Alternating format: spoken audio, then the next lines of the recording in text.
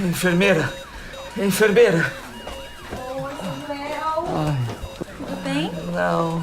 Vai ficar, tá? Já coloquei a medicação, daqui a pouquinho eu passo. Tá bom? Obrigado, é dona... Helena Hashimoto. Helena. Né? Eu já chamei o médico, daqui a pouquinho ele tá por aqui, tá bom? Obrigado, Helena. Imagina. Bom dia. Oi, doutor Bruno, bom dia. Bom dia, dona Helena. Como é que está aqui com o nosso paciente, o senhor Joel Cássio, é isso? Isso. Que estranho, parece que eu já ouvi esse nome em algum lugar. O senhor é famoso? Eu sou autor de novelas. Eu sou Bruno Yamamura, seu médico. Prazer, doutor. Bom, pelo que eu estou vendo aqui, o senhor está se recuperando de um infarto, não é? Isso. Então é importante que o senhor evite fortes emoções. Peraí, o senhor disse que é Joel Cássio, autor de novela? Eu sei que não é o momento, mas se o senhor quiser um autógrafo, eu posso... Eu quero um papel. Eu quero um papel, um personagem, tanto faz. Pode ser novela, seriado. Algo que faça sentido numa trama. É muito engraçado, mas eu tô passando mal de verdade. Sabe que você não podia resolver isso aqui? Eu tô com muita... Chama o Dr. Moretti. Dr. Moretti?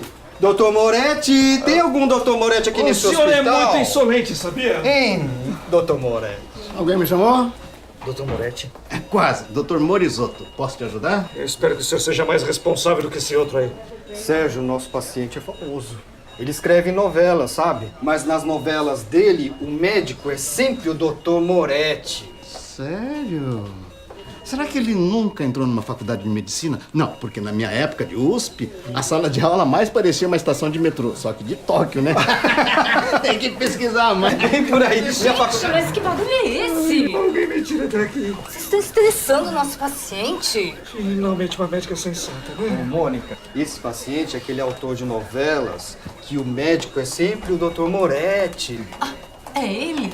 Ué, que estranho. Mas eu não tô vendo nenhum paciente aqui no quarto. Doutor, não brinca comigo assim, não, Sim, doutora. porque a gente não existe pra ele. Se a gente não existe pra ele, ele também não existe pra gente. Que isso? Ei, gente! O paciente vai morrer, vocês estão loucos, é? Seu João, eu tô aqui pra te salvar, tá? Obrigado, Helena.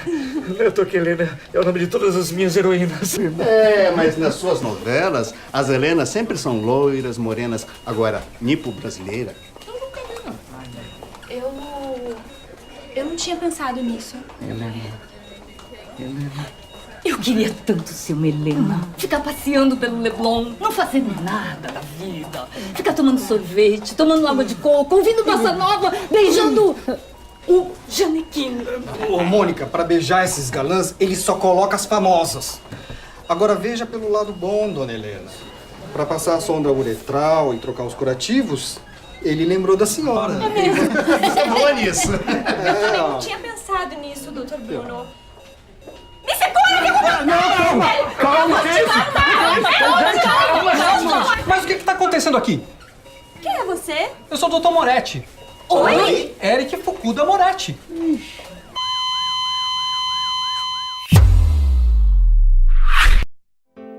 Você viu que atriz nesse casting que eu fiz é Helena Oriental, que coisa original. Produtor corre atrás, pois preciso escalar. Vou dizer que o ator foi feito pra brilhar. Olha, veja como é bom. Japa no Leblon.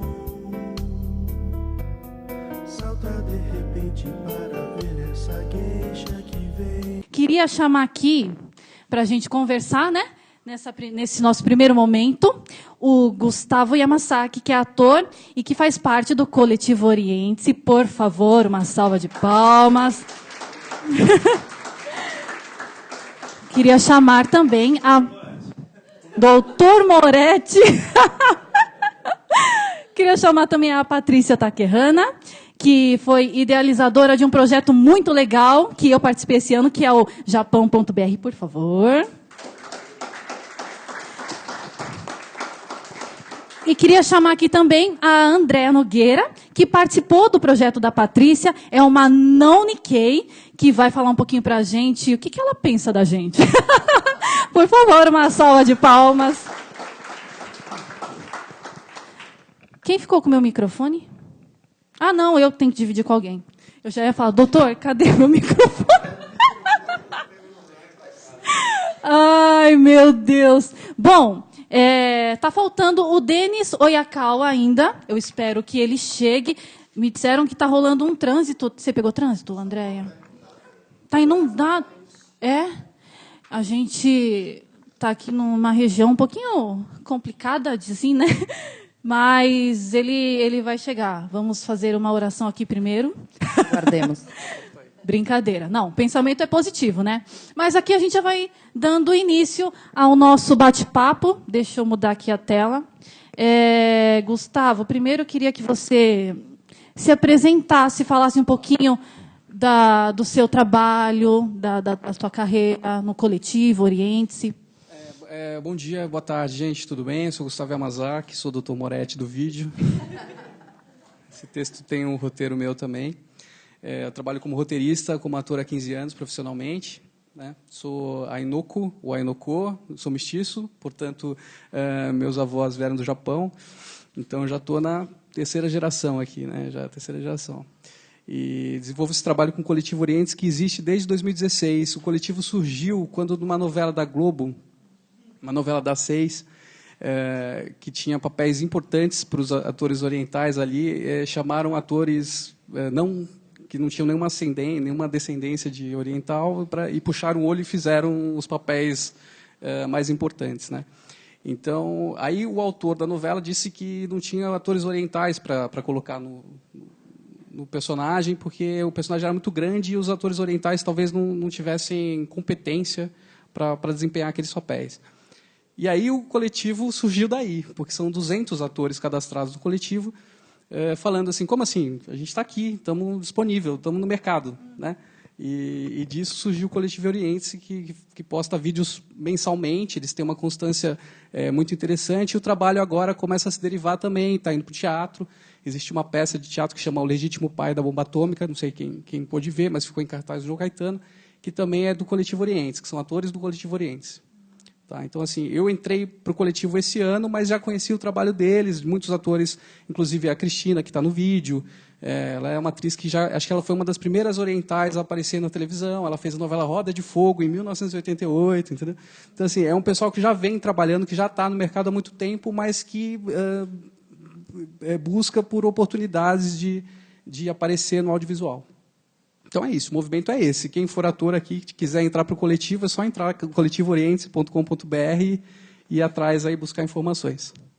Obrigado. Legal, obrigada. Patrícia, se apresente, por favor. Que a Patrícia, além, né, do Japão.br, ela tem uma também grande participação dentro da comunidade japonesa. Explica um pouquinho melhor para a gente, para até chegar ao Japão.br, até essa realização do seu projeto. Bom. Alô? Estão me ouvindo? Bom, boa tarde. Eu sou a Patrícia. Eu tenho um blog de viagens que chama Bagagem de Memórias. Então, eu trabalho um pouquinho com esse lado de turismo, com o lado de o que as viagens ensinam para a gente. E também, como a Cláudia falou, eu tenho um envolvimento com a comunidade japonesa. Né? Eu sou, há alguns anos, voluntária da BUNI, que é uma entidade que nasceu dentro da comunidade. E hoje eu também faço parte do Bunkyo, que é também uma comunidade grande que está aí sempre atuando. E já tinha um tempo que eu estava pensando assim, como é que eu consigo juntar todas essas coisas, né? A parte de viagens, a parte da cultura japonesa. Eu sou da área de marketing também, então, como é que eu consigo juntar tudo isso e fazer um projeto só? E no finalzinho do ano passado, eu fui em um evento de blogueiros, né, com foco em turismo, em Santa Catarina, e a gente foi conhecer uma região dos imigrantes italianos. E aí, uma das pessoas que estava organizando o evento, ela falou assim, que ela estava muito feliz em trazer pessoas para conhecer a cidade dela, a cultura dela, né, e tá apresentando isso para pessoas que iam replicar isso para os seus seguidores. E aí eu falei, poxa, por que eu não posso fazer a mesma coisa? E também, aí foi a saída que eu achei para juntar tudo. Então, foi assim que nasceu o Japão.br, né, que foi o evento que a Cláudia e a Andréa participaram agora. Esse ano a gente teve 2 edições, né, uma foi em fevereiro e a outra foi em outubro. E a ideia desse evento é reunir blogueiros, né, pessoas que têm influência, né, na internet, e mostrar para elas um pouquinho da cultura japonesa que a gente tem, principalmente em São Paulo. E a gente visitou, no primeiro evento, a gente visitou o Museu da Imigração Japonesa, que fica lá na Liberdade. A gente fez um tour pelo bairro da Liberdade e a gente também conheceu a Japan House. No segundo evento, a gente começou no museu, a gente teve uma palestra sobre valores, que eu acho que foi bem interessante. Conheceu o pavilhão japonês, que fica no Parque do Ibirapuera. Conheceu a Japan House, foi em alguns eventos de gastronomia, conheceu restaurantes. Enfim, então, assim, foram eventos que trouxeram um pouquinho as pessoas para conhecer. Algumas pessoas, como a Cláudia, já têm um conhecimento, mas assim, nem todas tinham pessoas que assim, não conheciam quase nada da cultura. Então, foi assim, uma oportunidade para todo mundo conhecer mais e para eles replicarem isso para os seus seguidores. Então, foi uma forma de expandir um pouquinho do conhecimento da cultura. Muito bom. E aqui ao meu lado esquerdo, tá certo, né? Esquerdo. A Andréia Nogueira, que tem o blog Top 5, e participou também, né, do projeto da Patrícia, o Japão.br. E eu queria que você se apresentasse, falasse um pouquinho, né, do blog e tal. E já falando qual que era a visão que você tinha antes, né, se você tinha alguma relação com a cultura japonesa e como ficou depois dessa imersão através do Japão.br. Perfeito. Tudo bem, gente? Eu sou a Andréia. Eu tenho um blog de viagem que se chama Top 5 Tour. E tive a oportunidade de participar desse projeto super bacana da Patrícia, que se chama Japão BR. Eu sempre fui admiradora da cultura. Eu sempre achei os japoneses e os descendentes, naturalmente, super capazes, assim, inteligentes. A história até do médico, né, do doutor. A gente sempre tenta também sentar do lado de um aluno japonês na escola, né? Ficar amiguinho dele, na escola, na faculdade, enfim. E eu sempre fui admiradora da cultura, de toda forma de ser, competência, a possibilidade a capacidade de superação, seja de catástrofe natural, catástrofe humana, enfim, e voltando, inclusive, a um status melhor do que o que estava antes, né? De acontecer aquela tragédia, enfim. E infelizmente, não tive a oportunidade de estar no Japão ainda, mas vi nesse projeto da Patrícia uma oportunidade super bacana de me aprofundar um pouco mais na cultura. E foi isso realmente que aconteceu. Através desse projeto, nós tivemos uma imersão de um final de semana, ficando até com sugestão que fique, seja mais dias para os próximos, porque é bacana demais. E eu consegui, participando disso, não só me aprofundar na história, né, indo ao Museu da Imigração, mas também nos valores, o porquê de toda essa tradição, né, dessa cultura milenar, como que essa capacidade tão antiga, ela continua nos dias atuais. Eu acho que é bacana demais. A gente encontrou, inclusive nos parceiros, acho que isso foi unânime de todos os blogueiros que participaram desse encontro, pessoas felizes de estarem compartilhando com a gente aquilo que sabiam, seja com relação à arte, seja com relação à gastronomia, seja com relação à arquitetura. Então, assim, foi um final de semana muito bacana. Até aproveito já também aqui para dar parabéns para a Patrícia e a Cláudia agora também por esse evento que está servindo para difundir mais ainda a cultura japonesa, da qual eu sou fã, e continuo e aumentou a admiração. Muito obrigada também, viu, por aceitar o convite. Você pelo convite. E o Denis não chegou ainda, né? Não. Eu espero que ele chegue para o show, viu? Ele vai fechar o evento. Queria, né, que tivesse... Okinawa, né? Ele tem uma banda... o grupo todo, na verdade, é de descendentes de okinawanos. Então, vamos, né, fechar muito legal esse evento. Espero que ele chegue até lá. Mas, então, voltando ao nosso assunto, eu queria que você, Gustavo, comentasse um pouco, assim, né, durante a sua trajetória como ator, quais obstáculos você passou por ser... se bem que você não tem tanto, né? Meio diluído, né? Um pouquinho. Mas eu uso Yamazaki, eu faço questão, que é o sobrenome do meu pai. E continuo usando. Eu, durante um tempo, usava o sobrenome da minha mãe para fazer teste publicitário, usava Gustavo Homem, e as pessoas falavam, não coloca que você é mestiço, vai lá e faz o teste. E, de fato, nessa época, eu fazia 2, 3 testes por semana de publicidade. Cheguei a fazer muita campanha, né, nesse período, né? Porque, enfim, agora eu estou com 40 anos, mas quando eu tinha 23, 24, fazia bastante. Aí, depois de um tempo, falei, não, acho que eu vou colocar o Yamazaki. Meu sobrenome é Gustavo Yamazaki, né? Então, eu vou colocar Yamazaki. 1 ano sem fazer teste.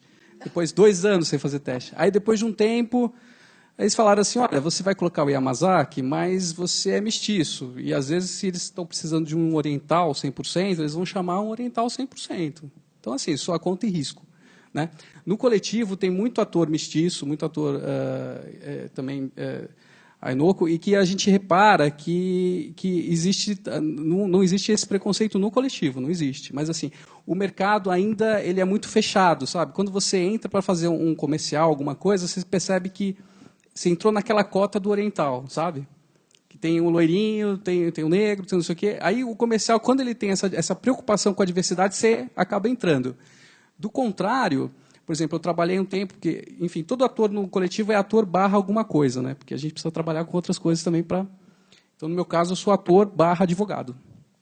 Durante um tempo, eu trabalhei como advogado de uma agência, e aí eu comecei a ver, pô, vocês não me chamam para fazer trabalho? Me coloca também para fazer um casting, alguma coisa. Eles falavam, deixa eu mostrar um negócio para você. Aí tinha um comercial de cerveja, 25 a 35 anos, quer dizer, eu estava dentro da faixa etária, e embaixo, em letra garrafal, assim, digamos assim, caps lock, né? Por favor, não mandem negros nem orientais. Aí eu falei, pô, oriental não bebe cerveja? O que acontece, né? Porque era um comercial para cerveja. Bebe sim, hein? Né? Então, assim, né? Pois é, isso, como bebe, né? Mas é mais saquê, né?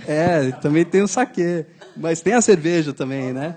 Então, assim, aí a gente fica pensando, por que não está acontecendo isso, né? Porque, às vezes, o ator oriental está em casa, o telefone não toca, mas ele não sabe que existe uma recomendação lá do departamento de marketing, das empresas que não pensaram no oriental como um brasileiro. Né? O negro ele já venceu esse bloqueio, o negro é visto como brasileiro. Então, você vê os negros nas novelas, porque eles são vistos como brasileiros. O oriental, não. Quando o oriental está na novela, sempre tem um tatame. Né? Ele anda de kimono em casa. Não é? É sempre uma coisa assim, é uma coisa muito estereotipada ainda. Então, assim, esse bloqueio em relação ao audiovisual que a gente está tentando furar, de alguma forma. Porque os vídeos do coletivo, eles mostram os orientais vivendo como brasileiros, entendeu? A casa não tem um tatame, né? Tá ali. Quando ele vai comer salada, às vezes não tem o cani, é uma salada normal, com alface e tomate, entendeu? Então, assim, a gente está tentando quebrar, de alguma forma, esses estereótipos, esses estigmas que existem ainda em relação aos orientais no Brasil, através dos vídeos, através do teatro, e a gente está conseguindo, aos poucos. É um trabalho de formiguinha, mas que a gente está aí empenhado para que isso mude. Né? Em algum momento, as próximas gerações já não sofram tanto com esse estereótipo. Ô, Paty, você, na escola, você também tinha alguma coisinha assim que acontecia por CNK? Que nem até a própria... A gente Algum amigo sentando do lado para colar na prova? Tem essa parte boa, né? Que aí eles veem a gente como pessoas inteligentes, só que aí é uma responsabilidade nossa também, né? Que é um pouco complicado, porque eu também não era muito dessas assim, né? Mais fácil eu pedir cola do que eu dar cola para alguém. E você, como era? Posso polemizar? Vamos lá, polêmica é legal. Inclusive, o pessoal que já quiser perguntar, entrar no papo, é só levantar a mão que eu vou até aí, tá bom? Fiquem à vontade. Eu acho que assim, né, tem um lado assim dos orientais que une a gente, que talvez a gente tenha assim os mesmos valores, tem alguma coisa que transforma a gente numa comunidade que se identifica, mas tem um outro lado que as pessoas não se identificam. Vou explicar. Não dá para entender nada. Né? Então, tem um lado assim que você fala assim, porque o japonês é tudo igual. Porque o japonês é o inteligente, é o japonês que passa em primeiro lugar na FUVEST. Né? E por que as pessoas falam isso? Né? Eu acho que tem um lado cultura, um lado valores, que tem um lado aí de dedicação, de disciplina. Então, não é que o japonês é inteligente, é porque ele tem um valor que ele aprendeu de casa, que ele precisa estudar. E ele vai bem na FUVEST, não é porque ele é inteligente, é porque ele estudou. né? Então, o japonês é bom de matemática. Eu sou um claro exemplo de que o japonês não é bom em matemática. 2. Revelando verdades aqui, meu Deus do céu. Vamos. Então, acho que tem essa diferença de o lado que une a gente por se identificar, mas quando você generaliza todo mundo, fala que todo mundo é igual, eu acho que é um lado muito negativo, porque você fala que todo mundo é igual e você desconsidera assim, tudo que você acredita, tudo que você aprendeu, toda a sua história.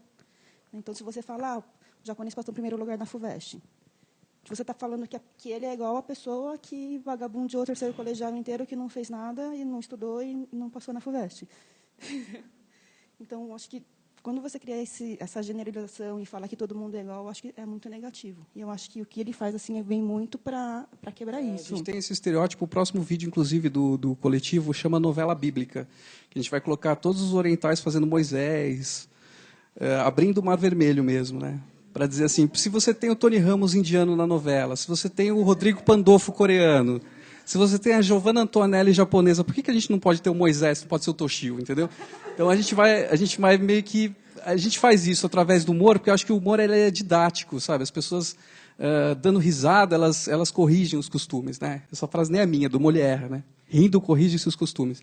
E é verdade, acho que é mais fácil você mostrar isso com humor do que você, de repente, né? Às vezes você não está muito de bom humor, você dá uma resposta meio agressiva, né? Teve outro dia que eu estava também no lugar, o pessoal falou assim, cara, não sei a diferença entre japonês, chinês e coreano. Eu falei, cara, não sei, não tem problema. Eu também não sei a diferença entre um ignorante, um idiota e um imbecil. Então, estamos na mesma, entendeu? Então, às vezes você pega a pessoa num dia assim, você vai levar uma resposta. E às vezes eu também penso e falo, poxa, qual o problema do cara não saber, né? Porque eu também não sei quando é um alemão, quando é um sueco, quando é um finlandês. Eu não sei quando é um angolano, quando é um moçambiquino. Enfim, eu não sei também se diferenciar. Mas é que ficou esse estigma sempre com a gente. E porque o oriental é muito polido. Então, dificilmente o oriental vai dar uma resposta dessa, né? Ele vai parar, vai pensar, vai dar uma risada e vai deixar para lá. Mas a gente não está deixando para lá, entendeu? A gente está meio que tendo esse movimento de responder as coisas, né? É isso. E esse estereótipo acaba virando um elogio, né? Porque quando você fala que todo mundo é inteligente, acaba sendo um elogio, né? Mas é um elogio que generaliza, que tira a sua identidade. Então, polemizei muito. É um estigma, é um estigma. Na sua área, assim, profissional, não é diferente que o Gustavo, por exemplo, né? Não tem muito essa... acho que o que vai pesar mais é a parte boa, né? Né? Não é exclusão, é inclusão mesmo, né? Acaba tendo esse lado positivo e, às vezes, não é nem uma característica minha. Às vezes, é uma coisa que as pessoas acreditam. É um estereótipo mesmo. Um estereótipo, exatamente. Você tocou num assunto muito bom agora, Cláudia, porque eu, como advogado, nunca tive nenhum problema das pessoas duvidarem da minha competência como advogado. Porque eles falam, até prefiro um advogado japonês, é melhor. Ou as minhas irmãs que são médicas, falam, não, minha médica é japonesa, como se fosse até uma vantagem, assim, uma qualidade mesmo. E com uma chancela, né? Como se fosse, é bom, é competente. Mas como ator, a gente tem uma preocupação, porque a gente tem mandado esses vídeos para vários lugares e as pessoas falam, mas realmente o oriental não é bom ator. Elas têm um preconceito mesmo de falar assim, de ver um oriental na televisão e falar, não deve ser bom. Então é isso que a gente está tentando quebrar, sabe? Mostrar os orientais de outras formas, porque senão a gente vai continuar fazendo o pasteleiro, o tintureiro, o quitandeiro, não tem problema fazer. Só que também tem que fazer o médico, o engenheiro, o dentista, não é? Não está no mercado, por que não fazer também esses papéis? Né? Gente, isso é curioso. Eu nunca imaginei isso. Uma outra coisa que eu estou aprendendo aqui agora, que existe esse tipo de segmentação, né, nessa parte de trabalho para os japoneses. Eu estou passada, não sabia disso, não. Na verdade, tem mudado, né? Mas se a gente não faz nada, isso fica por isso mesmo, assim, sabe? Porque se você for ver, poxa, você pensa num arquiteto japonês e fala, nossa, deve ser ótimo. Você pensa, né? Você pensa no engenheiro japonês e fala, que bom, deve ser um excelente engenheiro. Aí quando você fala ator japonês, você fala, mas o que ele faz? Ele vai lá dar uns gritos num comercial e é isso, acabou? Né? Faz uma coisa de arte marcial e acabou. Também tem isso, mas acho que pode ser mais que isso, né? Claro, sem dúvida. Até lembrei... Opa, tem uma pergunta. Deixa eu só fazer um comentário. Eu sou jornalista, né? Então, também, assim, no jornalismo, se não for aparecer em TV, também não tem problema nenhum.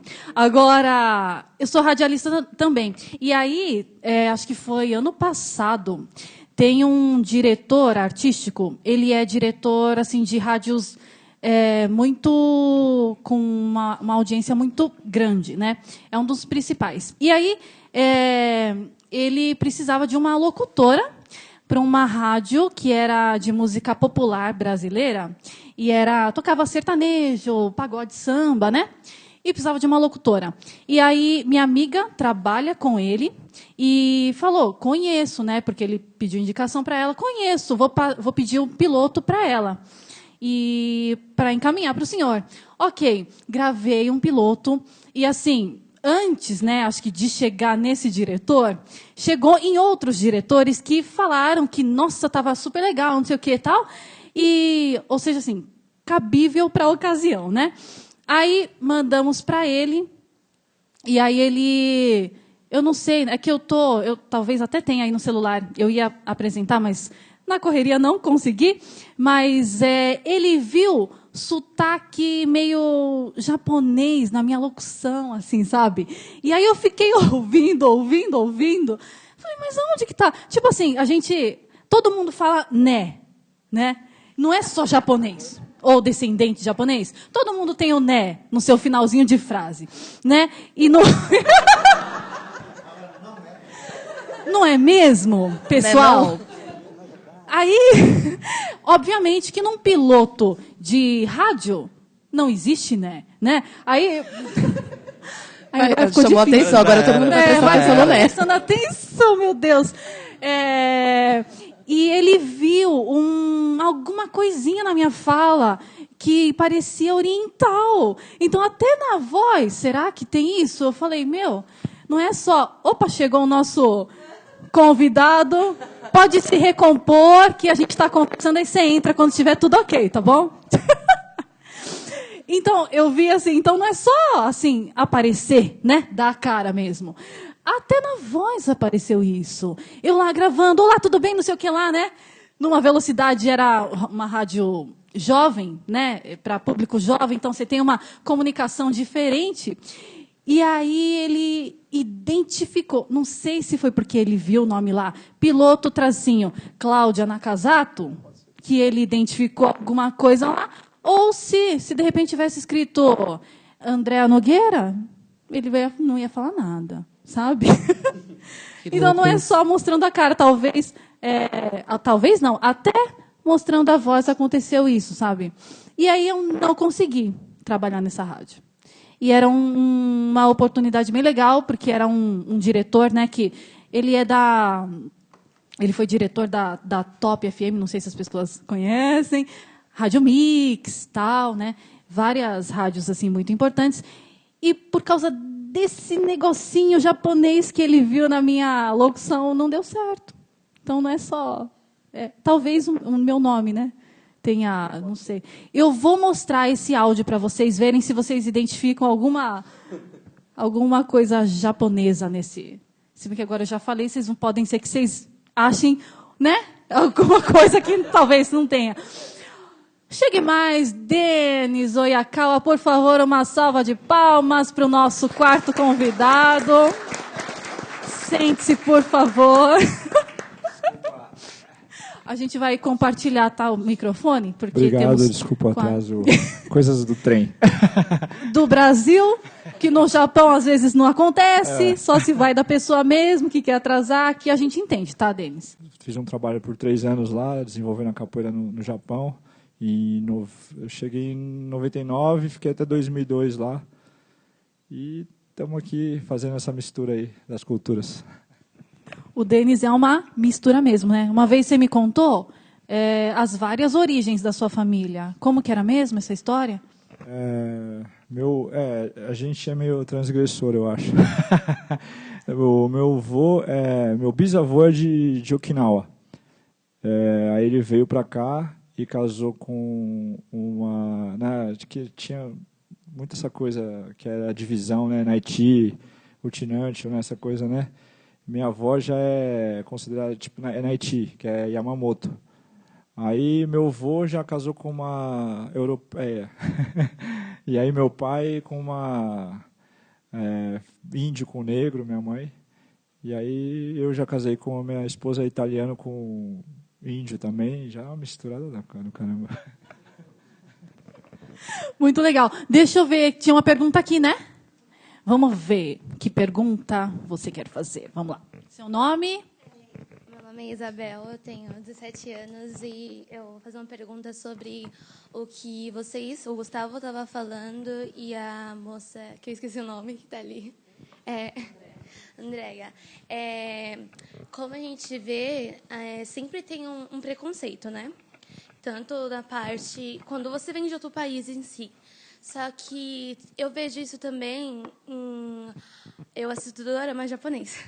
E aí eu vejo isso também no Japão, em relação aos papéis de estrangeiros, que é sempre, eles são ou o chefe de cozinha, essas coisas assim relacionadas.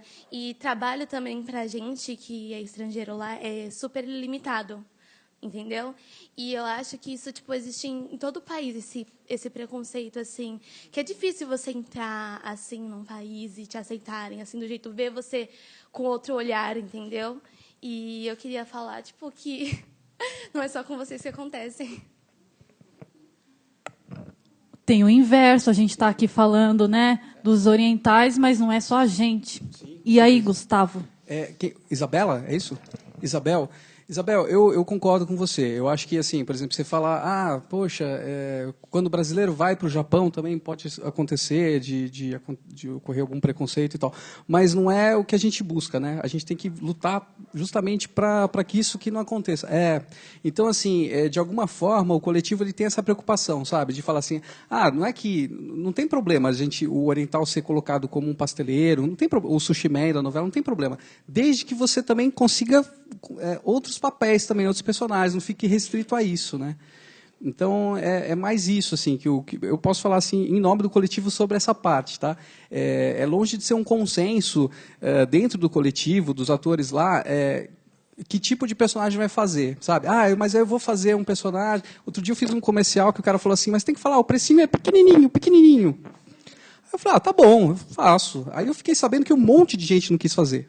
Porque você estava associando o preço pequenininho com o tamanho do órgão genital. Eu falei, gente, mas qual é o problema? Eu não tenho problema nenhum com isso, está tudo ótimo. Ele falou, mas é que você está perpetuando um preconceito, sabe? Então, assim, olha onde vai, né, a preocupação das pessoas. Você pode estar perpetuando um preconceito. Então, você falou agora, poxa, quando eu chego lá, você também... Eu já sofri discriminação, fui maltratada e tal, tudo mais. Mas isso não é o que a gente tem que lutar contra isso, né? Então, a nossa briga, não é nem briga, luta mesmo. A nossa luta é para que esse tipo de estereótipo não continue acontecendo, porque não tem graça, não é bacana. Né? Então, assim, vamos lutar para que isso não aconteça mais. Assim. Eu entendo você, eu acho que quando você vê um filme americano também, às vezes tem um personagem lá que é mexicano, alguma coisa, eles botam um sotaque, faz alguma graça em cima. Eu acho que assim, se aquilo não está sendo usado, se aquele sotaque não está sendo usado para diminuir uma etnia, tudo bem, não tem problema também. Às vezes um sotaque é só um sotaque. Né? E às vezes não. Às vezes um sotaque é usado para poder inferiorizar outra pessoa. Né? Então a gente tem que tomar cuidado quando é engraçado por esse motivo e quando é engraçado porque é uma perpetuação de um preconceito no estereótipo. Não sei se eu te respondi, mas enfim... Então, infelizmente, preconceito é uma coisa que existe no mundo inteiro, né? A gente luta diariamente, cada um da sua forma, contra isso, tentando levantar outras bandeiras de igualdade ou qualquer coisa assim. Eu entendo que o Japão, no caso, eu nunca estive lá, estou rezando para Nossa Senhora do Dólar baixar, né? Para eu estar lá e vivenciar de perto isso. Eu creio que, inclusive, a própria tradição, que pensa muito na coletividade, falando do Japão especificamente, penso que vai progredir bastante nessa questão com relação à vista dos estrangeiros, nós brasileiros, ou seja, quem for. Mas a gente também não pode negar, né, que existe esse tipo de coisa de nós latinos na Europa ou qualquer coisa assim. Então, acho que isso é uma luta diária, independentemente da cultura, do país que a pessoa está, para cada vez mais tentar extinguir com esse tipo de coisa no mundo. Respondido. Obrigada. Alguém mais tem pergunta? Opa, quase levantou, hein? Tem? Não? Ô, Denis, eu queria que você falasse um pouquinho das experiências que você teve, tanto de compartilhar com os japoneses a cultura do Brasil e agora o inverso, né? Você falou que teve muitas experiências, teve, né? Passou por várias situações. Compartilhe com a gente. Isso é legal. O quê? Tem um...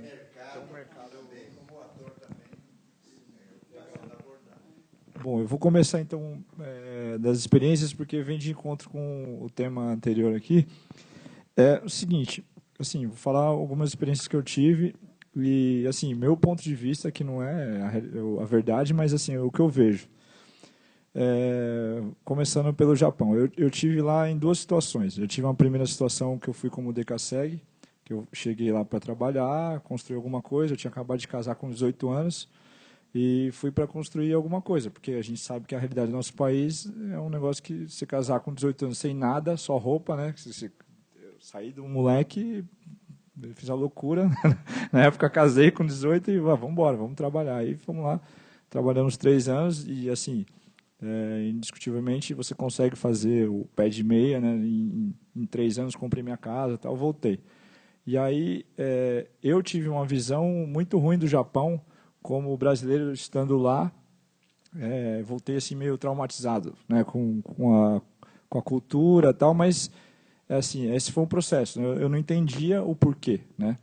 Aí eu vim para cá, aí como eu já tinha minha casa, eu falei, não, eu vou viver do que eu sempre quis fazer, né, música, arte, eu vou ser artista, o que eu dou aula de capoeira, hoje eu faço essas coisas, sou artista, eu me considero a partir dessa minha volta em 98, me dediquei somente às artes.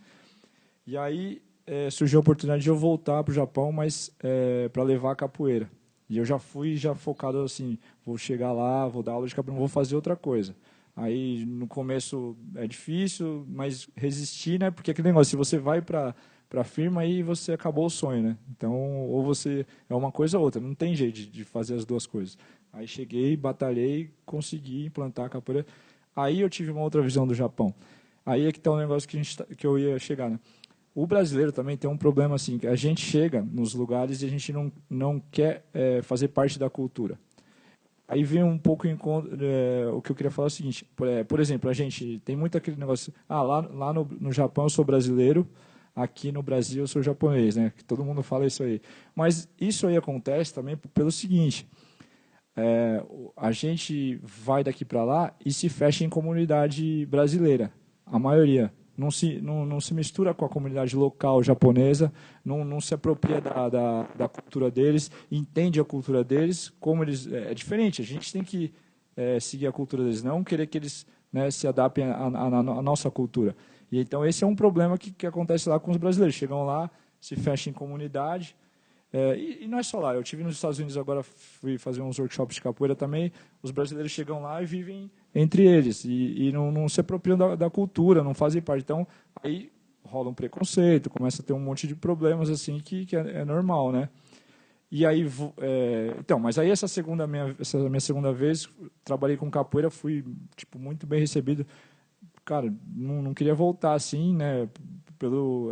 Outra coisa, porque você está levando cultura para eles, você está trazendo algo que vai somar na cultura deles, então é muito bom. Aí já é uma outra realidade. Você convive com pessoas que te tratam bem, é outra realidade. E aí, voltando para cá, assim, para encurtar, eu acho que assim, o que acontece também com a comunidade aqui é que não se apropria da cultura brasileira. E aí, por isso que começa a surgir esses problemas, que eu cheguei na metade ali, peguei mais ou menos, mas assim, a gente precisa entrar dentro da cultura brasileira, porque assim, quer ou não, a gente nasceu aqui, alguns ainda já nasceram lá, mas esse negócio de se fechar na comunidade e não se apropriar, até às vezes bater de frente mesmo com as situações de preconceito e tudo mais, enquanto a gente não fizer isso, a gente vai ficar sempre, vai rolar mesmo essa exclusão, esse preconceito com o descendente. Ele precisa, inclusive, aí já pegando o gancho da banda, acontece isso aí. A gente meio que está fazendo uma coisa que no começo, principalmente, foi muito difícil, porque você pegar uma música Kuyu no Hana, que é uma música tradicional zona, né? Quase clássica, não sei, ela não chega a ser, acho que está ali entre, né, o popular e o clássico, e colocar um berimbau e fazer uma interpretação cheia de percussão, gera, né, para os mais antigos pô, o que os caras estão fazendo, né? Mas é um primeiro passo para a gente porque assim, eu sou descendente japonês hoje, né? Depois de tudo que você passa, você tem orgulho da sua descendência, mas eu tenho orgulho também do país que eu nasci, tudo mais, apesar de todos os problemas que a gente tem aqui. Então a gente na música tenta fazer essa fusão, né? Das duas culturas que eu faço parte, né? E aí o mercado ainda é meio difícil. Eu tendo vivido lá no Japão, eu acho que até nosso plano é, no próximo ano, ir para lá fazer uma turnê e tal, assim. Lá vai ser muito mais bem recebido do que aqui, eu acho. Lembrei dessa história aí que você vai me contratar como assessora, né? Vamos para Okinawa ano que vem. Calma, doutor Oshiro, eu volto. É brincadeira. Meus pais também, eu volto. Minha vida é aqui no Brasil. Inclusive, né, porque assim, eu fui bolsista da JAICA também, né? Inclusive, um dos nossos bate-papos também é bolsas de estudos para quem tem interesse, né? Mais para frente. E quando a gente vai pela primeira vez pro Japão, aí a gente fica assim, né, com aquela, meu Deus, eu quero morar aqui porque tudo é lindo, tudo funciona, tem segurança, né? E aí eu fiquei, né? Tipo, eu fui a primeira vez, gostei muito, queria ficar por lá, mas aí não tinha. Você começa a pensar direitinho, né, nas coisas. Então, na vez que eu fui como bolsista da JAICA, eu fiquei um mês. Para mim, um mês era muito. Eu falei, meu Deus, eu quero voltar, porque eu estava empolgada para voltar para fazer as coisas que eu faço aqui, de difusão da cultura, dessas promoções, né, de eventos que a gente faz aqui, né. E aí eu falei, não, meu lugar o negócio é o seguinte, eu vou para o Japão, aprendo alguma coisa e volto para poder compartilhar, né, não só para a comunidade japonesa daqui, mas também os não Nikkeis, né, que são tão apaixonados pela cultura japonesa e tal. Então, você queria Eu queria só contar um caos aqui à parte. Meu marido até vai ficar bravo comigo, mas vou contar. Tá aí, não? Hã? Tá aí? Não sei se ele está vendo ao vivo. Ah, verdade. Não, mas eu acho que não, ele deve ter ido jogar futebol. Deve estar jogando futebol. Então, é até tema futebol. Meu marido esteve no Japão, minha gente. Ele foi para lá, todo feliz da vida. Vou para o Japão, por quê? Por causa do Corinthians. No Mundial. Mas então, eu só queria fazer essa parte, porque ele estava todo empolgado de ir para o Japão, por causa do futebol, por causa do Corinthians. Foi ele, uma galera, né, quando o Corinthians foi campeão mundial. Voltou absurdamente apaixonado pela cultura. Por Tóquio, pelos lugares, pela segurança, é isso que você estava falando. E realmente falou que ao vivo e a cores, apesar da motivação dele inicial não ter sido o Japão em si, que é encantador. Então, estou aguardando a minha vez. Vai chegar. Opa! Ai, já agradeci aqui na nossa plateia, Reiko Nakamura, cônsul do consulado aqui de São Paulo. Muito obrigada pela presença. Uma salva de palmas.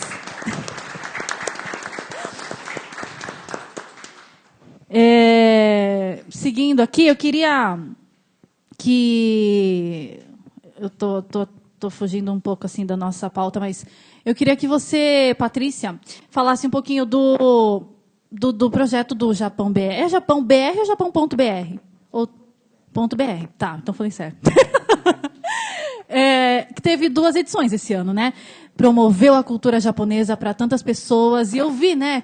Cada uma das pessoas tendo esse contato que pode ser novo, né? Ou não tão novo, mas mais aprofundado sobre isso. E a gente vê, né? Que as pessoas se sentem encantadas, né? Até foi uma das palavras que a gente usou lá no nosso primeiro encontro e tal.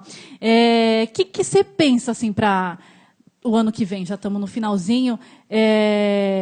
qual que é a ideia? Ter outros encontros, promover de uma forma diferente a cultura japonesa? Você tem algum plano assim para que as pessoas também possam, não só as pessoas que têm uma influência na mídia, né, mas também conhecer, né, fazer parte desse mundo, que às vezes é um pouco difícil, né? Porque o que a Patrícia fez é tão legal, que a gente teve 2 dias, né, intensos, né, sobre em vários lugares, né, culturais, turísticos, e também experimentamos a gastronomia, bastante, comemos muito, né? Nossa, uma delícia.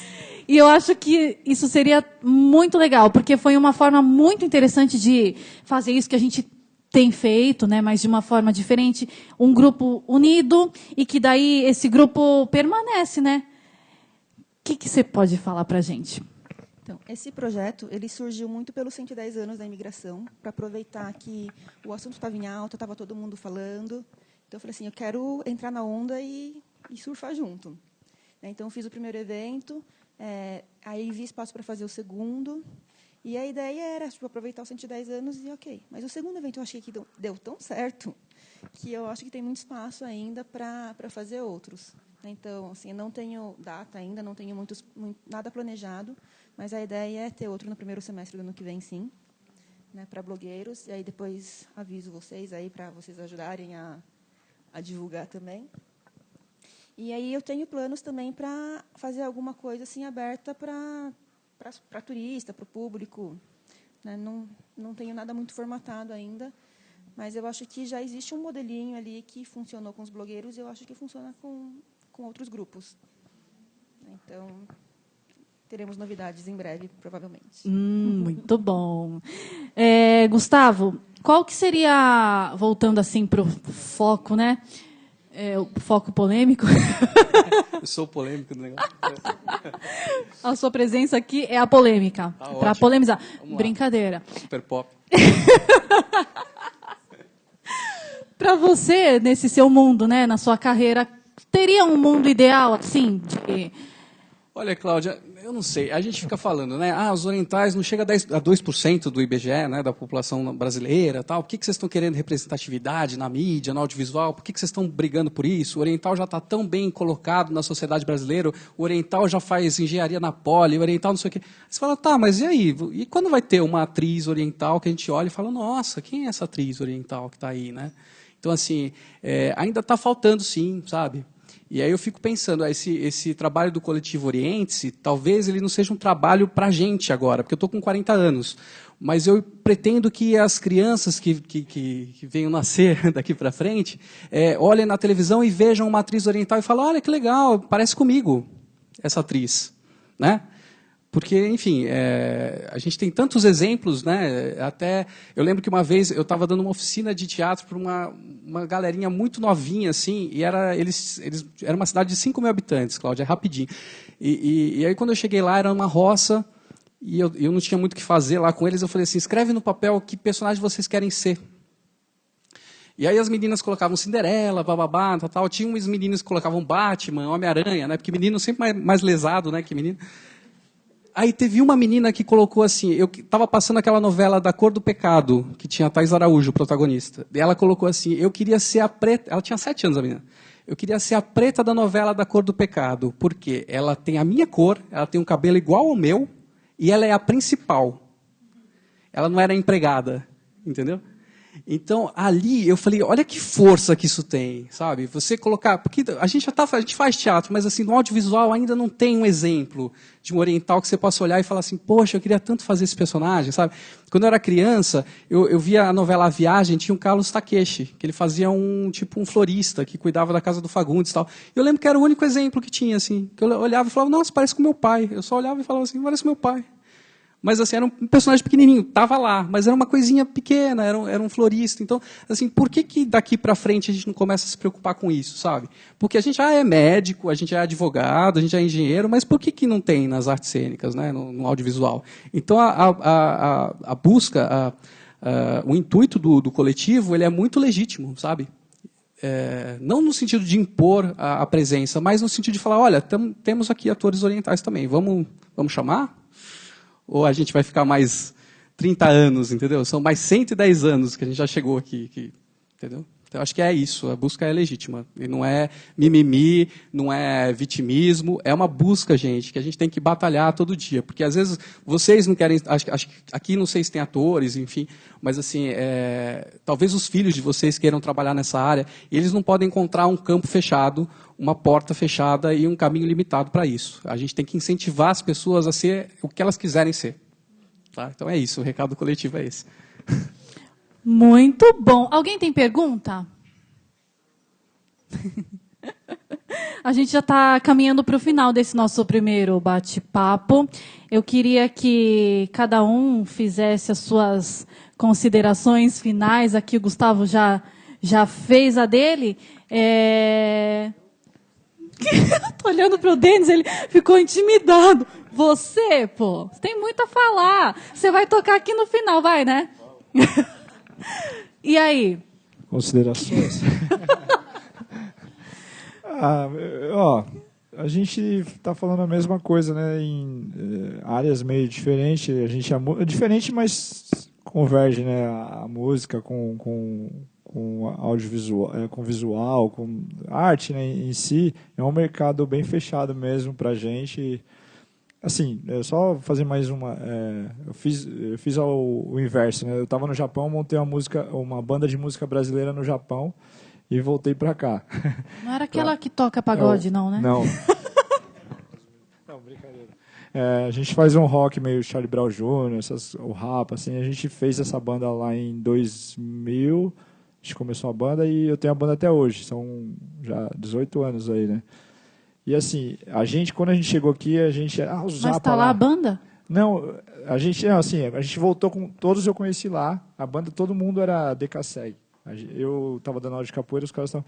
A gente voltou, a gente fez bastante coisa, ganhamos prêmios da Rádio Mix, fizemos MTV, mas tinha esse estereótipo mesmo, porque eu acho que eu sou o mais... Não, eu e o antigo vocalista eram os mais assim mestiços, o pessoal era mais...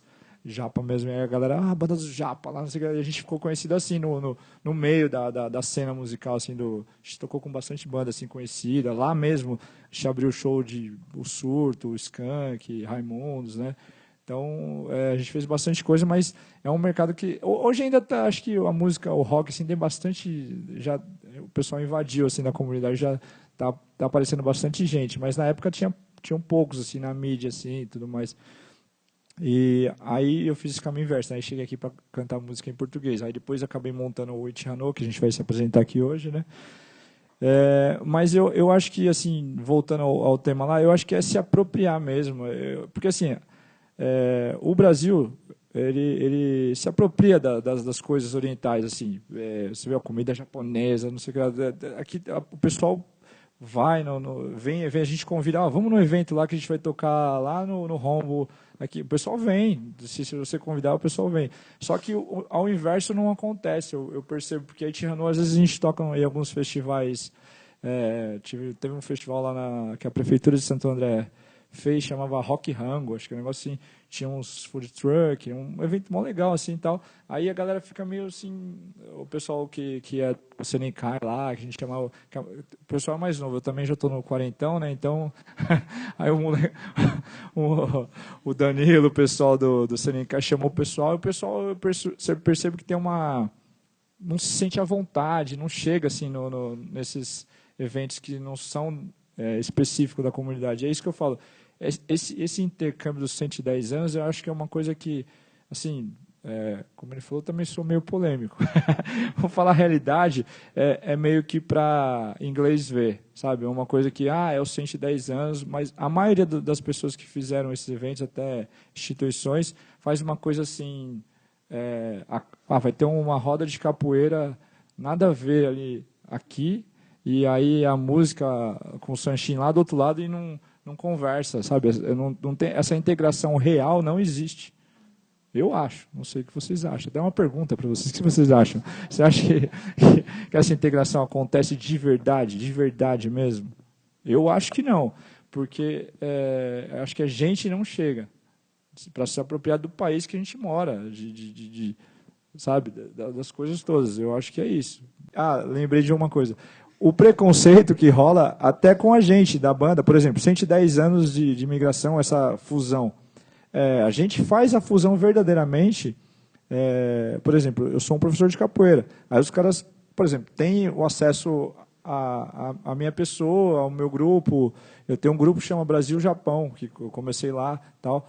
E assim, o pessoal não chama, por exemplo, para fazer essa integração mesmo, porque é que nem o senhor falou. Eu sou um descendente e tenho descendentes. E a capoeira está no Japão muito grande hoje. Teve um evento hoje, terminou semana passada, com China, Estados Unidos, Japão e Brasil, que é o mestre Carneirinho que foi para lá. Eu fui convidado, mas não pude, porque eu tinha acabado de voltar da Filadélfia, não tinha condições financeiras. Não, muita viagem, né, meu? Ficar rodando não tá fácil, né? O dólar tá... Mas no próximo ano eu estarei lá, com certeza. Então, a capoeira está inserida já lá no Japão. E aí, lembrei agora. Eu queria fazer mais uma observação. Temos 5 horas ainda. No seguinte sentido. Independente do olhinho puxado, por exemplo, eu depois de ter montado a banda, voltado para cá, buscado minhas raízes, até com a parte religiosa do Butsudan e tudo mais que eu aprendi, mas independente de tudo, a parte cultural é muito interessante. O meu último filho, até coloquei, eu tenho um filho de 4 anos agora, o nome dele é Mark Tokuji. Porque assim, eu descobri, né, que lá nos ancestrais a gente era Toku, né, Oyakawa Toku, aí era Tokuhiro, Tokutaro, aí nesse meu último filho eu já voltei uma tradição que tinha na minha família e a gente está buscando cada vez mais, né, se entender a nossa raiz e tudo mais. E assim, ele já não tem assim um olho puxado, mas ele vai conhecer totalmente a cultura dos antepassados dele, vai respeitar e vai seguir ali. E assim, o próprio Japão mesmo hoje já está bem misturado do que era antes, é bem misturado. Pode ser que, sei lá, daqui mais 100 anos já não seja o mesmo estereótipo do Japão. Pode ser que se misture pra caramba, mas tá dentro da gente, né? O sangue não tem cor, não tem, né? Então eu acho que é isso, a grande lição aí pra gente aí, ser humano. Falou bonito. Obrigado. E aí, Andréia, quais as conclusões que você tira em mais esse momento, vivendo com a comunidade japonesa ou falando sobre Japão? Outra admiração que eu manifesto neste momento. A criatura me fala que tem 40 anos com essa pele. Como é que pode isso? Pelo amor de Deus. Esse cabelinho branco aqui. Não, eu acho que eu sou admiradora, fiquei mais, né, depois desse evento da Patrícia. Estou achando bacana demais estar aqui com vocês, compartilhando de tudo isso. Fico feliz em poder fazer parte de alguma forma e conhecer um pouco mais de perto todas essas ideias de vocês. Virei super apoiadora do projeto da Patrícia também. Se precisar de divulgação, precisar de presença, estarei lá novamente. E parabéns para a Cláudia também, por esse evento. E você sempre admiradora, parabéns pela vida, pela história que vocês têm. Deixa eu só fazer uma pergunta. Um dia que o dólar baixar, você for para o Japão, você tem alguma coisa assim específica que você tem curiosidade de saber quando for para lá? Não, absolutamente tudo, Cláudia. Tudo. Tudo. Eu acho... Ontem eu estava comentando com a Paty, não estou ganhando merchan da Daiso, mas ontem eu estive na Daiso, meu Deus do céu. Impossível não sair de lá cheio de cacareco. Então, assim, eu tenho verdadeira curiosidade de viver de perto todos os cantos da cultura de lá, do país, das cidades, enfim. Muito bom. Daqui a pouco a gente vai falar até um pouquinho mais sobre, né? Sobre o Japão, sobre não só a cultura, mas como vivem as pessoas lá. Agora contigo, Paty, as suas palavras finais. Eu acho que a gente levantou alguns temas aqui muito interessantes, né? A gente falou aí do brasileiro que vai para o Japão e não se sente japonês, e quando ele está aqui ele é o japonês, da cultura que a gente não... Acho que vocês estão ouvindo? A gente falou também... Melhorou? A gente falou também dessa... Acho que a cultura japonesa tem esse lado de tradição, de querer preservar a tradição, e acaba realmente criando uma resistência em se misturar, né, que ele falou bastante. A gente falou um pouquinho desse lado mais preconceito, mas acho que tudo que a gente falou, acho que é o tema desse painel, que é a identidade. Né? A gente tentar saber qual é a identidade da comunidade. E eu acho que isso, quando você vai assim, para a própria comunidade, para o pessoal que está fazendo as atividades nas associações, acho que nem eles têm isso muito claro. Né? Acho que até um trabalho que está sendo feito agora, acho que o 110 impulsionou bastante, é buscar isso. Né? O que representa, o que significa ser Nikkei.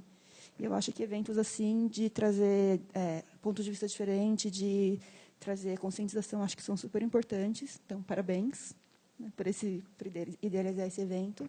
Eu acho que tem que ser incentivado assim, esse tipo de iniciativa. Obrigada. Quer Obrigado. falar? Eu só quero falar obrigado, Cláudia. Obrigado aí, parabéns para a Aliança que está recebendo esse evento tão importante.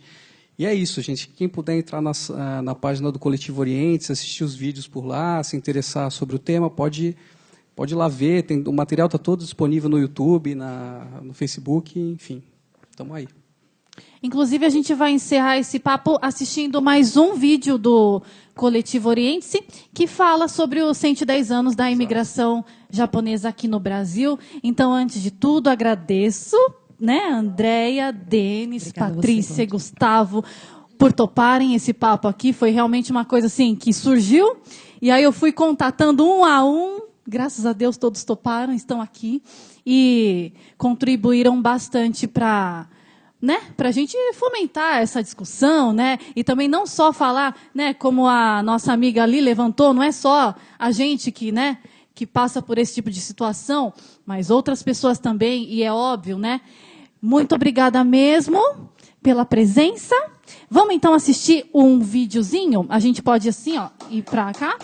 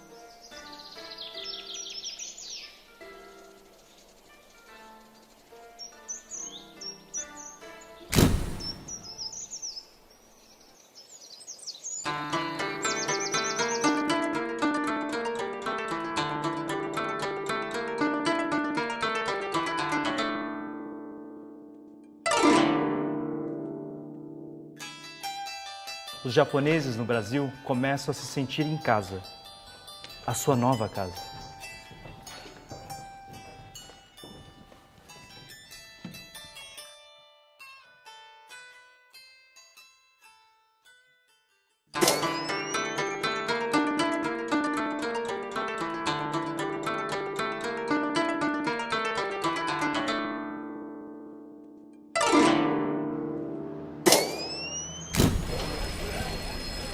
A imigração japonesa aconteceu há 110 anos. Desde então, mudaram os costumes, mudaram as profissões. E hoje somos estilistas, músicos, artistas plásticos.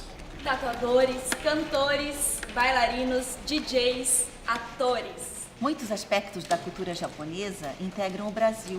Isso! Honramos nossos ancestrais e assumimos nossa brasilidade. Somos brasileiros de ascendência japonesa.